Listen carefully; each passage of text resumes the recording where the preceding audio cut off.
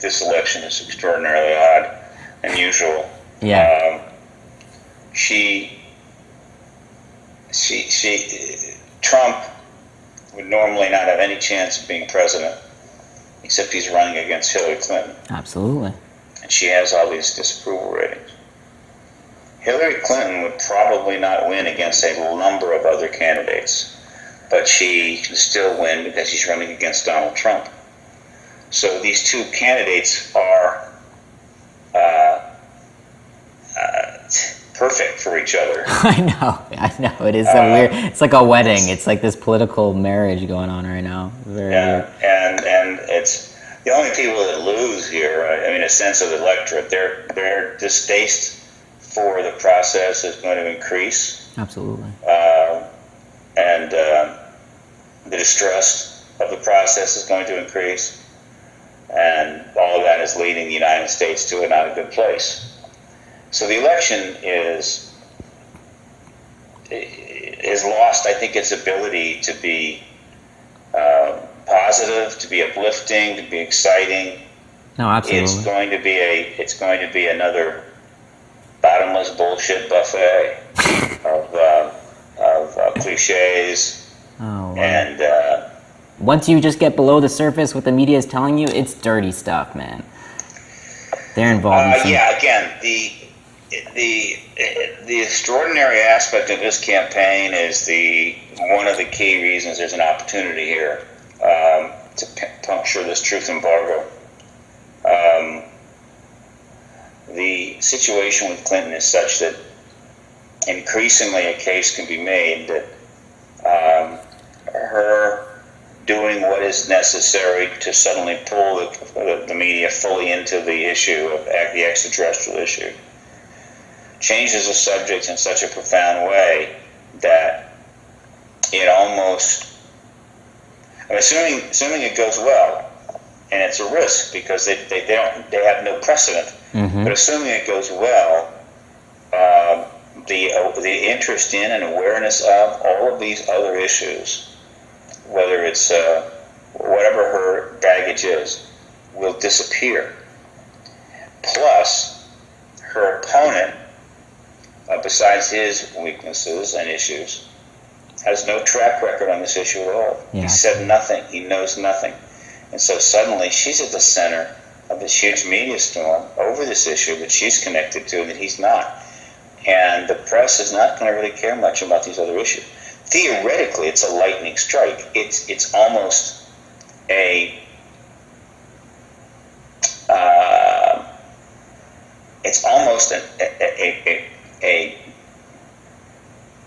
recorder on the part of her strategist Podesta.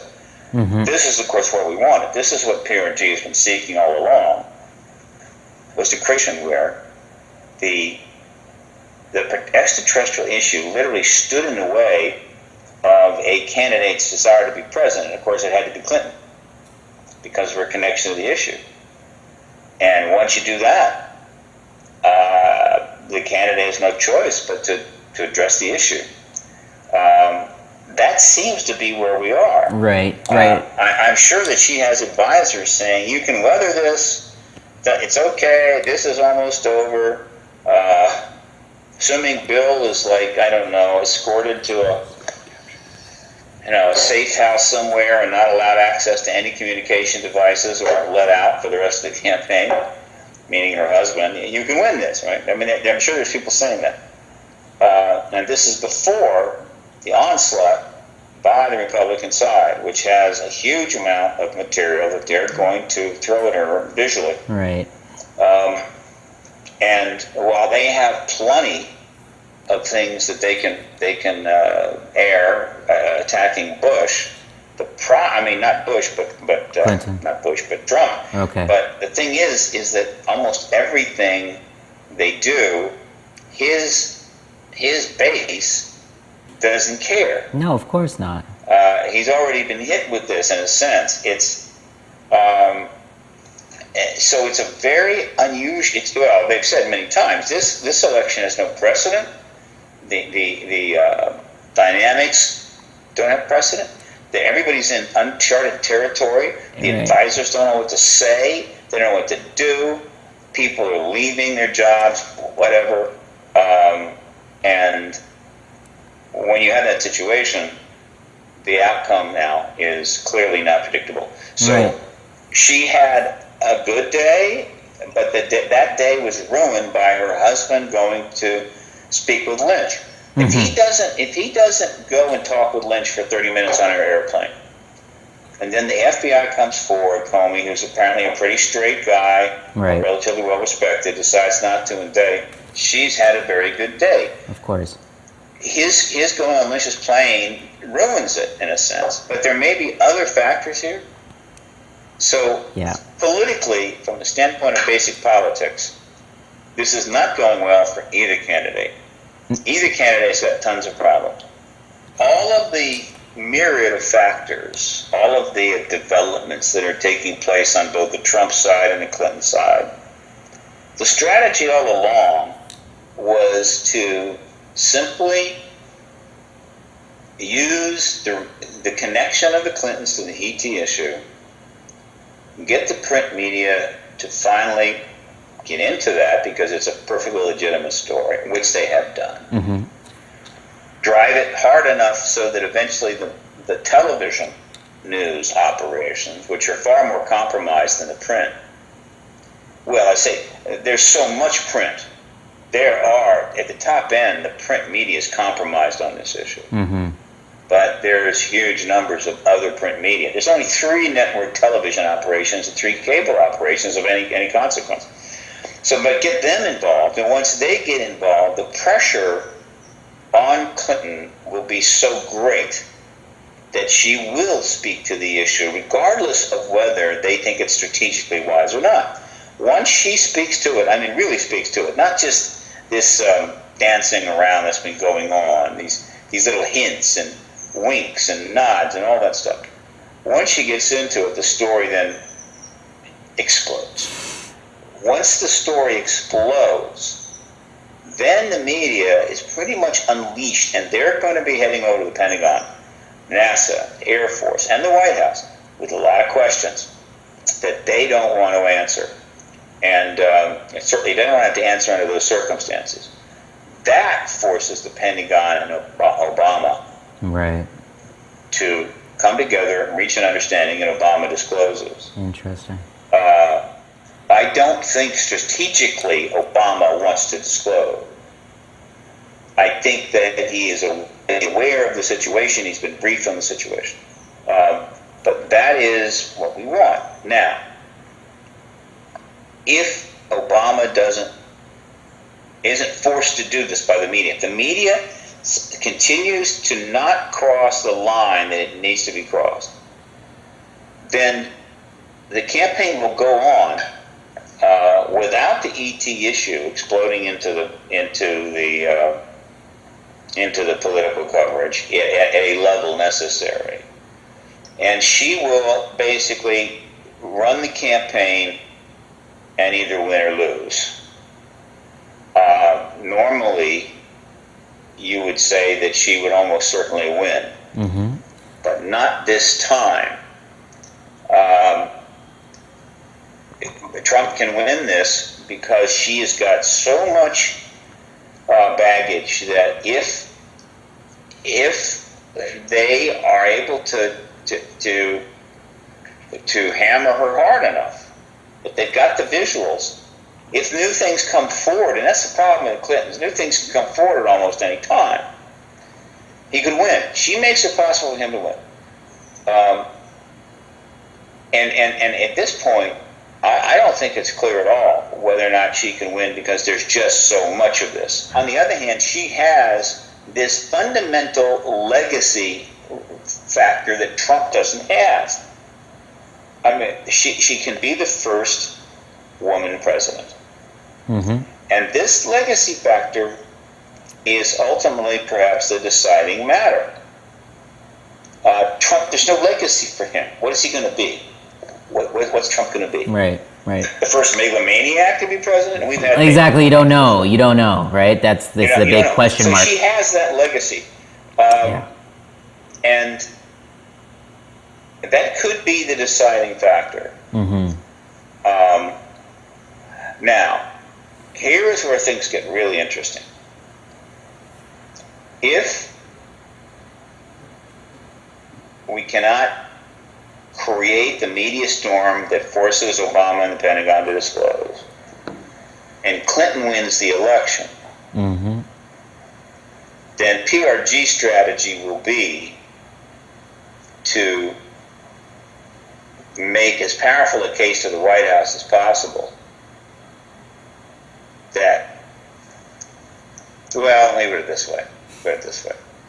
The problem is that while we can make a case to Obama that he should take that legacy, he has been beaten up for 8 years. Absolutely. He was not ready to be president. He was forced by the Democrats to run because they thought they had this chance to have the first African-American president. And that's a huge thing for them. That's what the Democrats are about. It's almost a kind of a political correctness. Of course it is. They pressured him to run. He was given very good advice. You're not ready yet. Don't do this. But they pressured him to run. And so as a result, he does win the election, but he's not ready to be president. Right. And they ate him alive. They ate him alive. They just ate this man alive. He came in without the base of support. Right. They gutted the economy before he even walked in the door. He wasn't ready. Now, we have a similar situation in which they are determined that they're going to have the first woman president come hell or high water. All right? So, if she wins the nomination, there's really no leverage at that point to get the media into hyper mode, to put them into frenzy mode, to force Obama's hand in the transition 75 days. We could make the case to him that this is a legacy that you theoretically could take, but without the media pressure, the Pentagon is not going to cooperate with them. Right. They're not going to do it. They're not going to say, "Oh, we're going to call up President Obama and say, look, let's work together. We'll have disclosure." Unless the media's at their door, they're not going to do it. So I don't think we can force it in transition. What we can do, and what PRG will do, is set the stage for January 20, 2017. We'll have 77 days to remind the public over and over and over again of every statement that she and her husband and John Podesta made, going all the way back now to 2002 now. We have actually a track record back to 2002. We'll remind them that over and over and over again, so that to build as much public expectation that Secretary Clinton will directly engage the issue as soon as she's president. That will lead up to the day she becomes president. Now she is president. It's January the 20th. January the 21st, the PRG strategy is going to have the media primed and ready to then go right at her and say, "Are you going to do this?" Now, at that point, as the president, she has the right to, one, ignore them, not take press conferences, not answer questions, bunker up behind the presidency, all kinds of things she can do to sort of shelter herself. But she can't run away from all of these statements. Right. Right? And so, if she becomes president, she will come under more pressure to, and I don't mean, look into the issue, right? That's all code phrase for take it on, or do a task force at Area 51. That's all code phrase. Area 51 is just a symbolic now. It's symbolic for the entire government facilities, research operations, ASAP programs, and so forth. And there may be nothing there. If I were the government, I would have moved it out of there long ago. Absolutely. But those statements nevertheless were made, and she is going to come under more pressure to follow up on this than any president has ever seen. All she has to do is go to the Pentagon and say, "I want access to all of the files connected to this issue in any department including the intelligence operations, right? And if I don't get it, I'm replacing you. Everyone that is not cooperating, he will be replaced. You will no longer be in your jobs. All she has to do that. Then she can go further and say, I want access to, I want to be able to visit and inspect any classified research facility you have above or underground. And if I am denied that access, I am replacing you. Mm-hmm. Now, you may say, well, why hasn't any president done that before? The reason they haven't done it is because there isn't enough public pressure behind that to force the Pentagon's hand. Right. It's one thing that, if the public is not aware of this, if the media is not on it, and she goes to the Pentagon, they're going to tell her exactly what they told Jimmy Carter. You don't have a need to know, go away. And that forces her or the president to initiate what would amount to a full-fledged constitutional crisis without the media there for her. But if the media is there, then the Pentagon has a very tough problem, because if they want to create that crisis, they realize that they are not going to have much support in the media. It is going to get ugly very quickly. Mm-hmm. Which brings us to my final point on this, is that if Podesta is the genius that I think he is, then in a sense, everything he has said since 2002, greenlighting Clinton to go on Kimmel in 2014, allowing, or would you say, strategizing Clinton's statements in New Hampshire in December the 30th of last year, her other appearances on Kimmel, and so forth. All of these statements, all of these things they have done, essentially sets the table for her to move on the Pentagon early on, knowing that the press is going to be right there. It's engaged. The stories are there. The coverage has been there. Now, one of the big questions is, will there be any television engagement of this between now and December and January 20? Well, that's a lot of time. Plenty of time for that to happen. PRG, of course, is not going to stop. Mm-hmm. And all of that media back pressure, when she approaches the Pentagon, is the deciding factor.